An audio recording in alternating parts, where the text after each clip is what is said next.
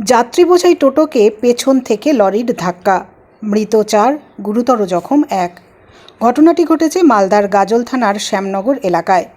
জানা গিয়েছে, টোটো করে গাজল কৃষি মান্ডিতে সবজি বিক্রি করতে যাচ্ছিলেন চাষিরা।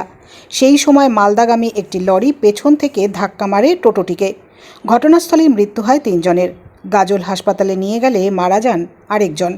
গুরুতর আহত আরেকজনকে গাজল হাসপাতাল থেকে মালদা মেডিকেল কলেজ হাসপাতালে স্থানান্তর করা হয়েছে। গাজল থানার পুলিশ ঘাতক লরিটিকে আটক করেছে। চালক পলাতক।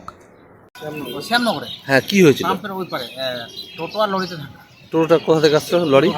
টোটোটা ছিল হাওড়া থেকে মালদার দিকে যাচ্ছিল। হ্যাঁ আর লরিটাও মালদার দিকে যাচ্ছিল। হ্যাঁ, তারপর আমাকে নিয়ে যায় ক্লিয়ার করেছে। কজন মারা গেছে? ওখানে তো 3 জন ছিল আর একজন হসপিটালে মারা গেছে। 4 জন। মোট কজন মারা গেছে? 4 জন।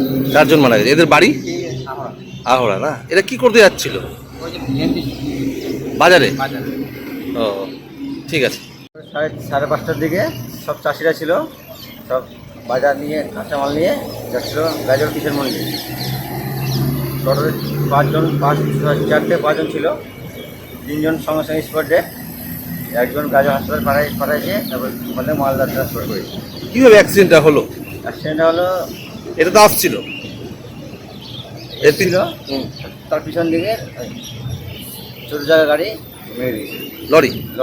হ্যাঁ, স্পটে কজন মারা গেছে? স্পটে 3 জন, হুম, আর একজন সমস্যা হাসপাতাল থেকে মারা গেছে। মারা গেছে। আর একজন গাজল হাসপাতাল থেকে নিয়ে গেছে মালদা ট্রান্সফার করেছে। ট্রান্সফার করেছে। হ্যাঁ, কি মনে হচ্ছে? ভোরবেলার দিকে ভোরবেলা থেকে হয়তো ড্রাইভার ঘুমিয়ে গেছিলো, লরি ড্রাইভার।